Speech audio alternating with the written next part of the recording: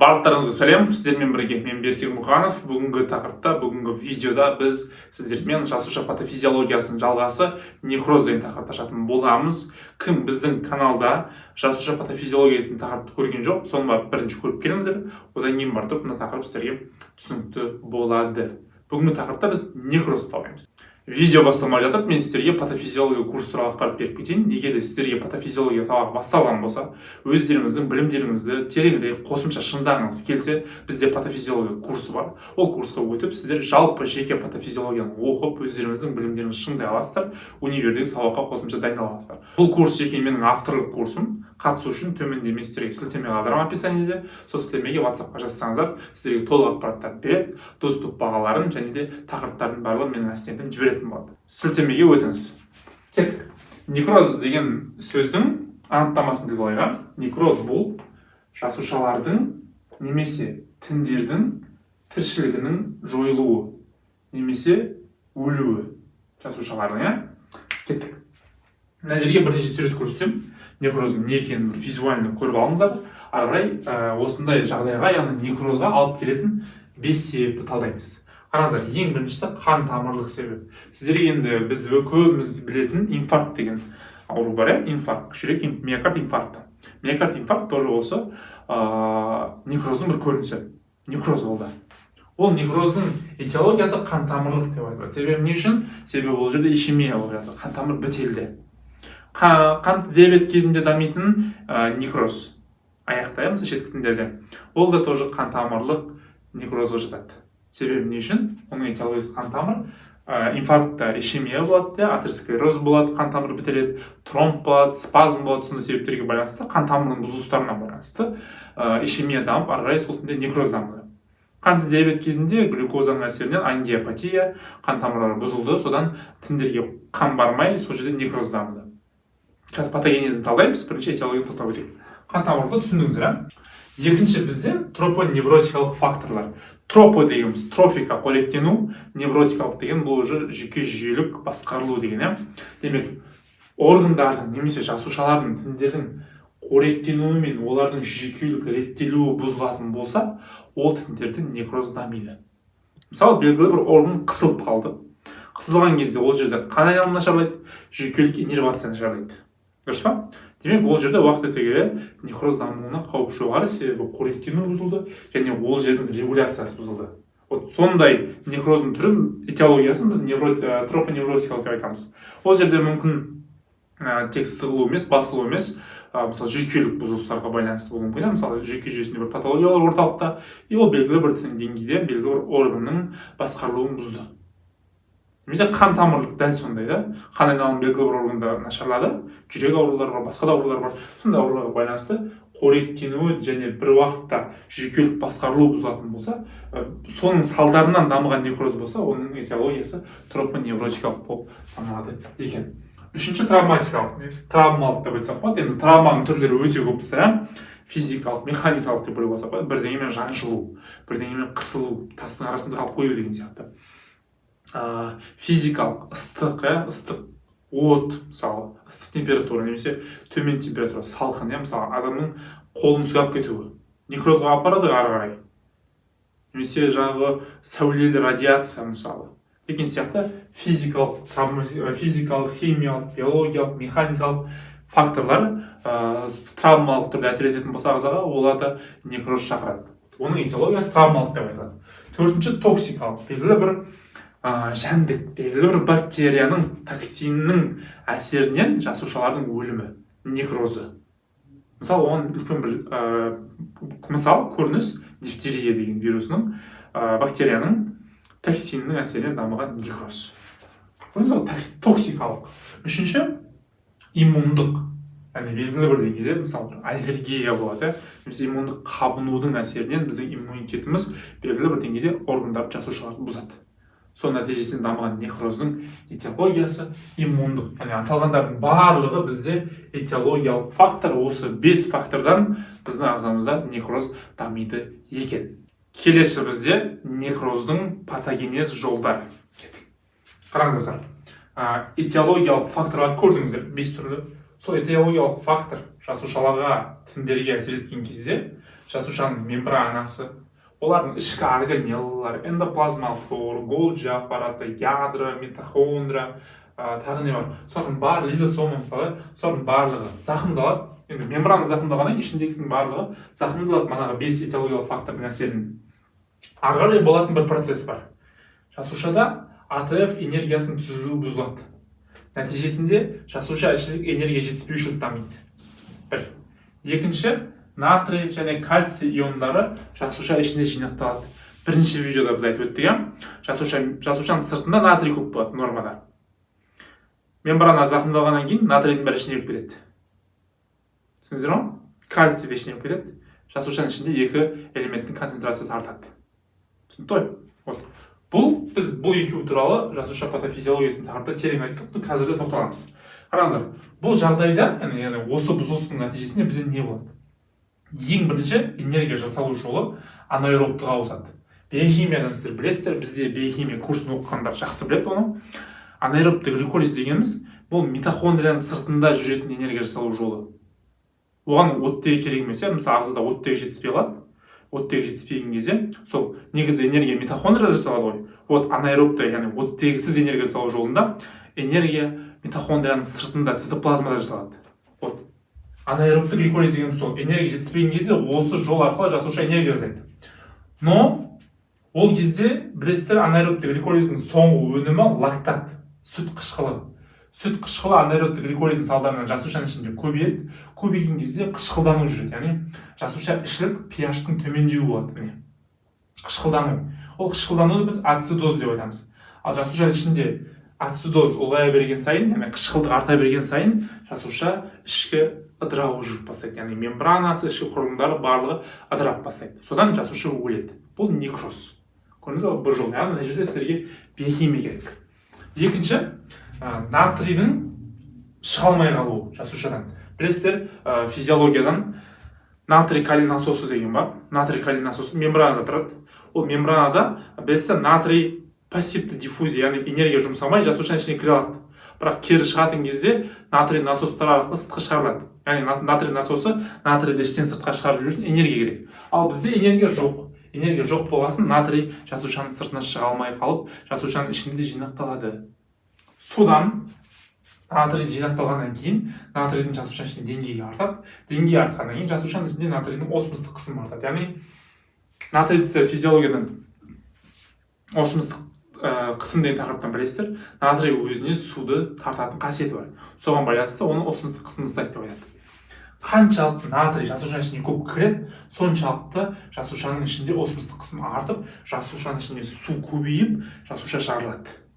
Нәтижесінде жасуша өледі. Бұл уже некроз. Дұрыс қой.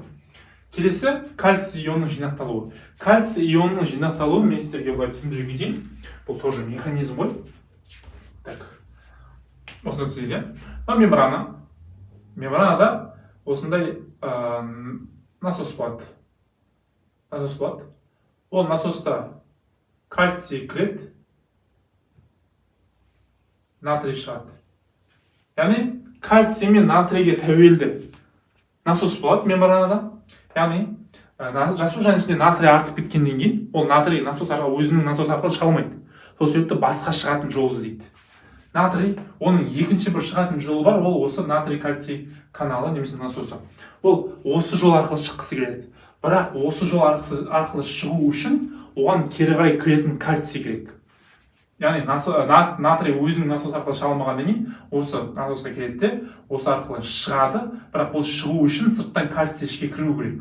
Вот іштегі жинақталған натрий осылай сыртқа шыққан сайын соншалықты кальций ішке енеді. Сол себепті жасушаның ішінде кальций ионының деңгейі артады. Кальций деңгейінің артатын болса, жасушаның ішінде ол кезде кальцийге тәуелді бізде фосфолипаза, протеаза, липаза деген ферменттер бар. Бірінші тақырыпта айттық қой. Сол үшін жасуша патофизиологиясының видеоны қарап шығыңыздар. Бұл ферменттер активтенетін болса, протеаза білесіздер белоктарды ыдыратады.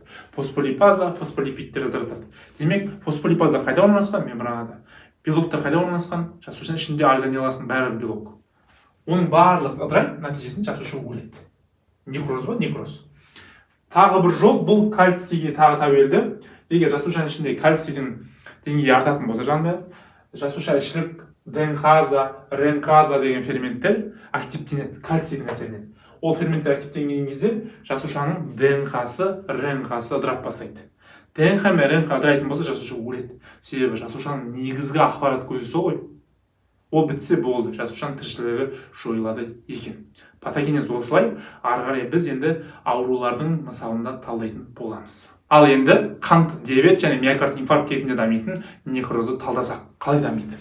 Достар, жаңа алдында айтып өткен патогенездік тізбек бар ғой, сол барлығында бірдей болады. Қараңыздар қалай дамитынын көрсетемін сіздерге. Қант диабет кезінде гипергликемия болады, яғни қанның құрамында глюкозаның деңгейі артады. Глюкозаның деңгейінің шектен тыс артуы қан тамырларының бұзылысына алып келеді, яғни ангиопатияға алып келеді. Ангиопатия бұл шеткі тіндерде, яғни микроангиопатия. Нәтижесінде бізде микроциркуляция, капиллярлардың барлығы зақымдалып, оларда қан айналымы нашарлайды. Нәтижесінде шеткі тіндерде гипоксия болады. Дұрыс па? Себебі қан айналымы нашарлағаннан кейін гипоксияның болуы нормально, обычный жағдай. Келесі атеросклероз. Инфаркт кезінде коронарлы қан тамырларда атеросклероз болады. Атеросклероздің нәтижесінде обструкция, яғни қан тамырлары бітеледі. Нәтижесінде миокардтың гипоксиясы дамиды. Гипоксияның нәтижесінде тіндерде екеуінде де бір жағдай. Анаэробты гликолиз болады. Анаэробты гликолиз нәтижесінде лактат бөлініп, қышқыл артады. Ацидоз деп айтамыз оны. Ацидоз бұл қышқыл сілтілік үйлесімдіктің бұзылысы деген патофизиологияда тақырып бар, соның ішінде айтады. Ацидоз нәтижесінде жасуша ыдырап бастайды. Лизис. Мұны жаңа мистер айтып өттім. Келесі жағдай, гипоксия біткеннен кейін анаэробты гликолиз нәтижесінде энергия азаяды. Себебі анаэробты гликолиз кезінде энергия аз түзіледі бәрібірде. Митохондрия зақымдалады, нәтижесінде митохондрия зақымдалады, и митохондрия зақымдалады, энергия түзілмейді. Нәтижесінде энергия азаяды. Энергия азайғасын манағыдай натрий сыртқа шыға алмай қалады, кальций жасушаның ішінде көбейіп кетеді. Нәтижесінде натрийдің әсерінен жарылады. Екінші, кальцийдің әсерінен ферменттер, кальций тәуелді ферменттер активтеніп, жасушаны ыдыратып жібереді. Нәтижесінде не дамиды? Жасушаның өлімі дамиды. Енді қараңыздар. Енді қант диабетте некроздың мысалы диабетический стопа деп айтады. Көбіне біздің медицина арасында оның қазақша атауы диабеттік аяқ деп айтады. Диабеттік аяқ синдромы деп айтады. Оны көріп отырсыздар, науқастан ампутация жасайды, яғни аяғын кесіп жатады хирургтар. Сонда некроз болған үшін, себебі некроз болған аймақта не үшін ампутация жасалады? Ол жердегі интоксикация қанға тарап кетпеу үшін. Той себебі не үшін? Себебі қант диабет кезінде шеткер тіндерде некроз болғаннан кейін ол жерге инфекция түседі. Себебі ол жерге иммунитет те барып тұрған жоқ, қан бармағаннан кейін. Қан айналымы нашарлады, демек гипоксиядан бөлек иммунитет те бармайды деген сөз. Иммунитет бармаса, ол жерге түсетін бактерияның және сол жердегі микрофлораның активтеніп кету нәтижесінде ол жерде инфекциялық некрозы дамиды. Нәтижесінде ол жерде жасушалардың барлығы өліп, шіру процесі дамиды. Түсінікті ғой? И ол интоксикация ары қарай қанға түсіп дамып кетпеу үшін хирургтар ол жерде кесіп алып тастайды. Ампутация осы үшін жасалады.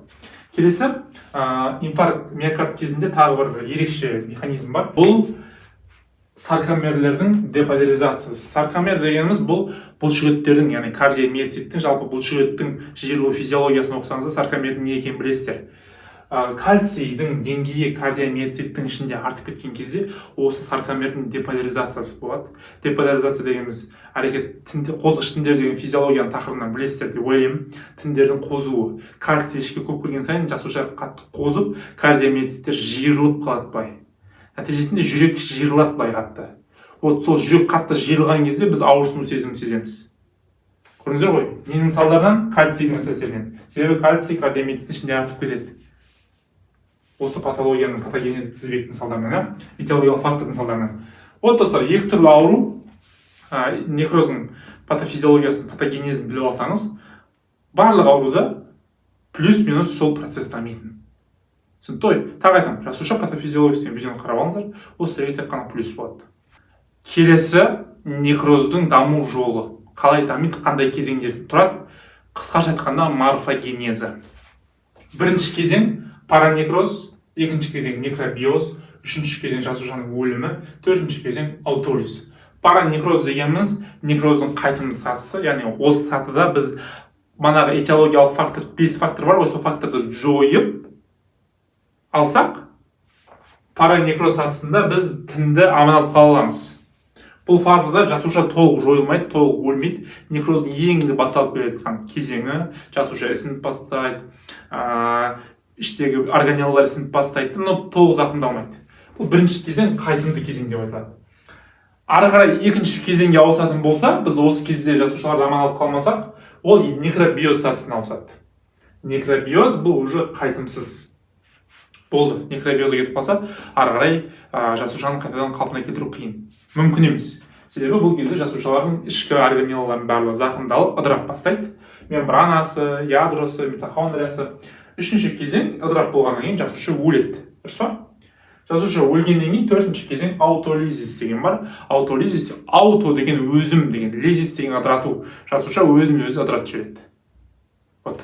Бұл 4 кезеңді жаттап алыңыздар, өте маңызды. Келесі бізде некроздың түрлері. Қараңыздар, некроздың коагуляциялық деген түрі болады. Коагуляциялық түрі дегеніміз жасушадағы белоктар ыдырап, сол белоктар бір жерге жинақталып, қою некроздық ошақ түседі.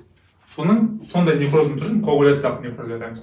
Инфаркт кезінде дамитын некроз дәл осы коагуляциялық некрозға жатады. Келесі колликвациялық некроз. Бұл жерде белок аз болады, бұл жерде сұйық, ылбыраған дейді ғой қазақша.